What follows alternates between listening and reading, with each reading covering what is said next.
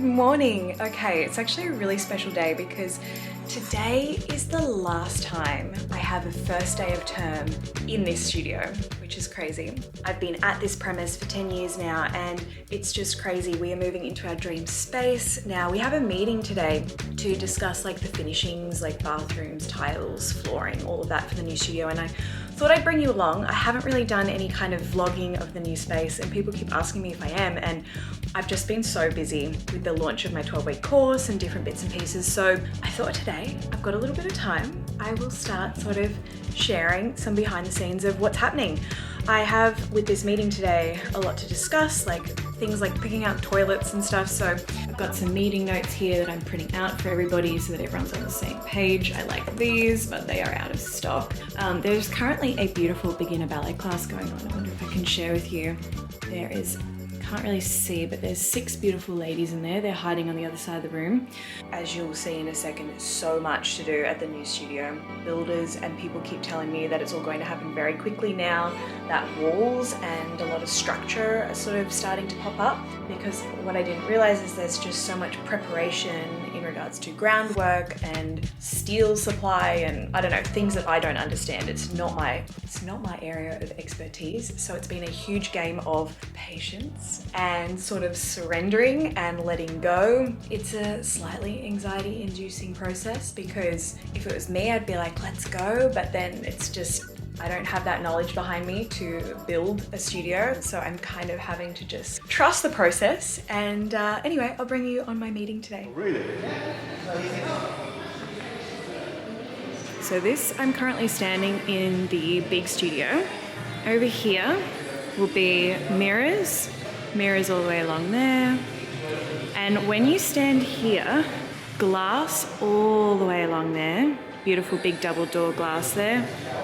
So this is a door into the studio and this is like all the glass upstairs. So what you're looking at here is here, if that makes sense. This here is the foyer. There'll be more glass there, and that's Studio 2. So Studio 2 definitely doesn't look like a studio right now, but I do really like the window.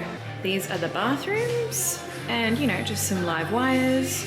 But this will be like a corridor area, sort of like storage here behind the foyer. And then that will be a wall. We'll have a disabled bathroom here. We will have a single unit there, and we'll have a shower toilet situation here. And this will be the door into the second studio. So you can't access the second studio unless you walk through that corridor. And we're going to have, I think the mirrors are going to go there, storage along here, beautiful bar running all the way along. And I just really love that window. And I think that door's staying, and all glass there. Let's go upstairs.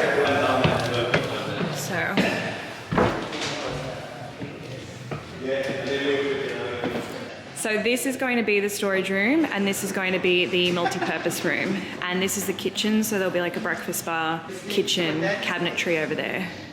And this will be all glass, and you'll look into the big studio. And that's that.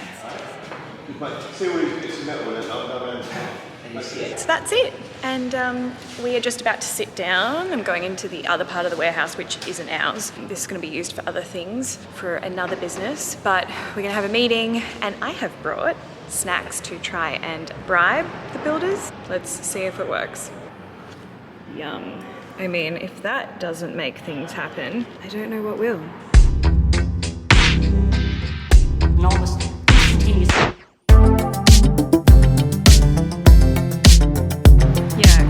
Put something like there. That'd be great. Yeah, the nice dark green one. Yeah. This window will actually be a door soon, so. So like, I don't want to force you into making a call, but my opinion would be to put warm white into these spaces. Okay. Just purely from a look standpoint. The options that you're going to have, like those 3 rings that we're going to be putting, I've suggested to put down the centre. I think them at full brightness all the time is going to give you a really good wash of light throughout the whole space. Yeah. And then having some track and spot mounted fittings is also going to complement that. So as you can see, it's all happening.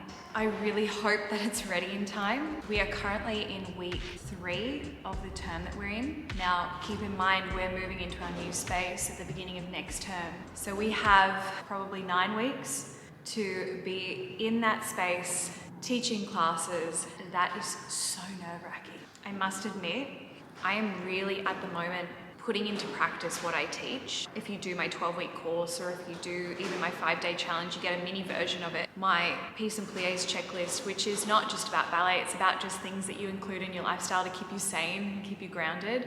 That's keeping me here, as opposed to my nervous system shooting up here somewhere. Going for my morning walks, getting some sunshine, eating well, keeping hydrated, getting some movement in. I mean, lucky my job is moving, so that helps. Implementing all those things and just keeping that routine is really keeping me grounded throughout this whole process.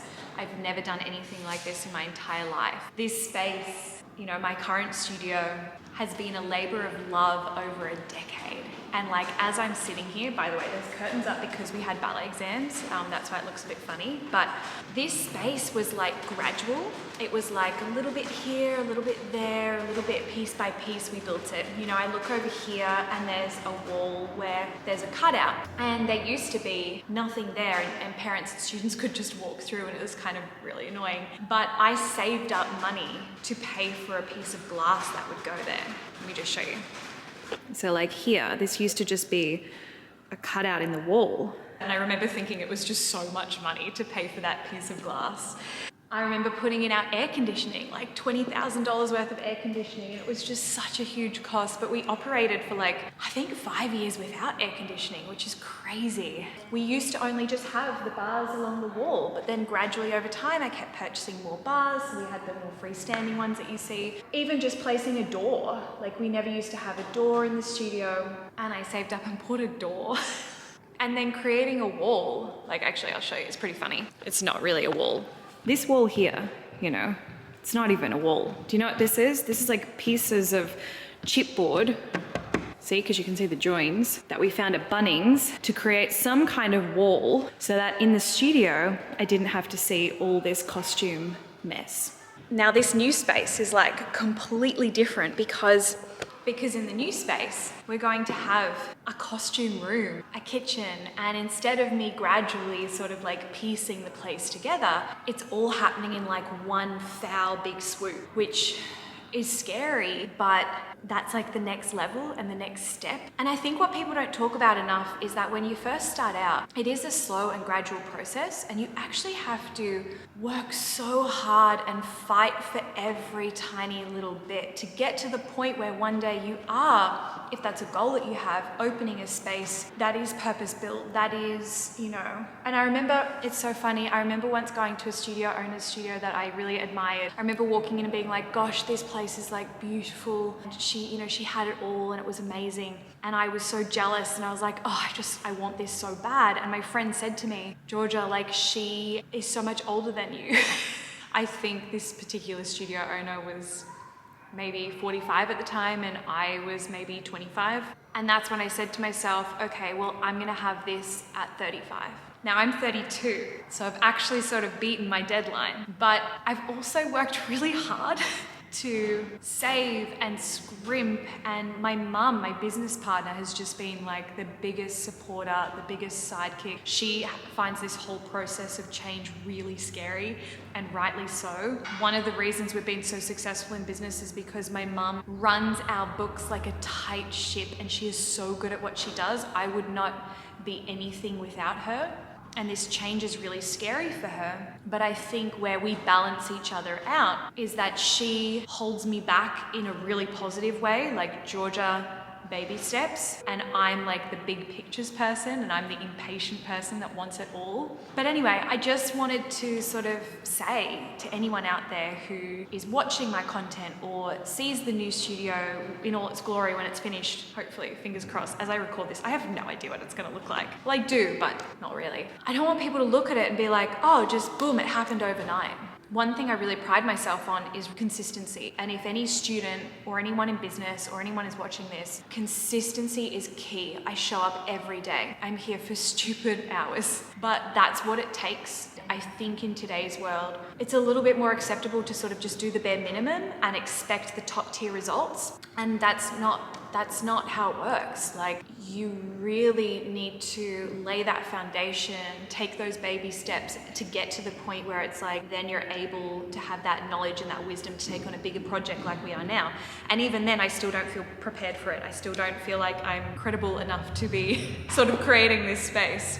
But I believe in myself and I trust myself. And I have a vision, but that vision has kept me on days when it's raining and you can hear the rain on this roof.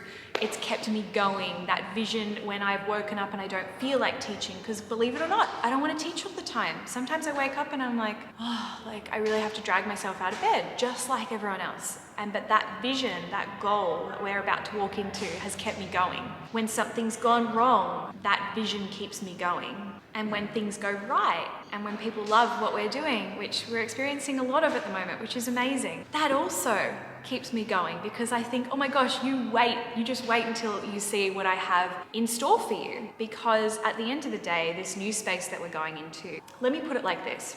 This space is everything I dreamed of as a child. This is all I wanted. A beautiful floor, white walls, I wanted mirrors, I wanted real bars. I didn't want to be in a tin shed, yes, or a community hall. Nothing wrong with community halls, they're great, but this was my dream as a child. This next space, and especially with my growing adult ballet community, is what I've dreamed of as an adult. People keep asking me, is the new space really, really big? And it's like, well, no, it's not really, really big. It's bigger, but it's not massive. And there's a couple of reasons for that. Like, I love having a small team. I feel like more staff, more problems. And I prefer having really valuable, really involved team members, and a few rather than many. I also love that we know the names of all our students, and I also love that we have that boutique family feel, and I want to maintain that. And if we go too big, that I believe that will be lost. So I don't really know what this little pause in the vlog is about, but I think it was just like a check-in of where my head is at. And for anyone that's watching or listening, to just remember that it takes so much patience and so much consistency and so much time to get to the point where you are building a space which is all your dreams come true. And it doesn't happen overnight. I guess one of the reasons why I'm sharing this process is because I want you to know that I am so scared. I am petrified of this new space. And we've never spent so much money in our entire lives, and especially Mum, who is just so careful with our finances. It is a huge step. Anyway, so I'm really excited, but I also just wanted to be really realistic and real and show you what the process is like and where my head's at. And if you want to do what I'm doing one day, this is what it's like. This is part of being an entrepreneur. This is part of being a dance studio owner, and it's equally parts exciting and scary. But as I always tell my students, you have to do at least one thing every year that scares you. This is a big one for me this year. This is huge. So look, I will check back in with you in a couple of weeks. Yeah, I just wanted to document because it's a special time. It's a really special time. And I just can't wait to share it with you. So excited.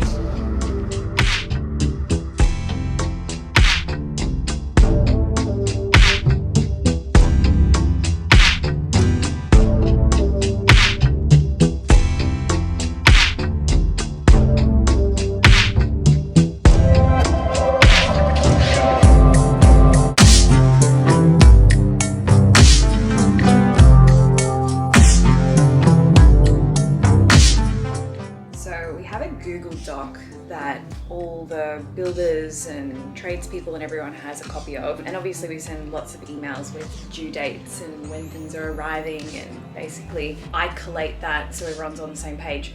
But you know what? I feel like a good old-fashioned poster with the due date. I went to the newsagents and picked the most obnoxious hot pink paper that I could find. So I've got on there, attention John and Barry, especially Dave, a friendly reminder, needs to be able to begin moving into new premises by 10th of the 9th, and term 4 begins on the 3rd of the 10th. So I'm going to put these obnoxiously bright posters on the walls up at the studio. I'm going there this morning for a check-in, and that way everyone knows this ballet teacher means business. Actually, I think that a bright pink poster from a ballet teacher probably not going to ensure anybody takes me seriously, but it's probably going to do the opposite. But you know what? It won't hurt. And sometimes the most simple things are the most effective. Look at that.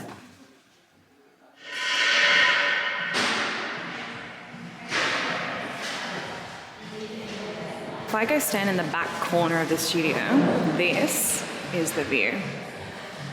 Like this over here, this glass, I'm so in love with, it's just magic. So the way I built this studio was that if I'm in here teaching, I can see, because this is all glass into the foyer, all glass upstairs. I could see someone standing in the kitchen pouring themselves a drink. I could see through there into the corridor who's going to the bathroom. I can see who's standing in the foyer. I can almost pretty much see straight through the studio too. And so basically I'm just a sticky beak, and I just want to know at all times what's going on in this place. Control freak.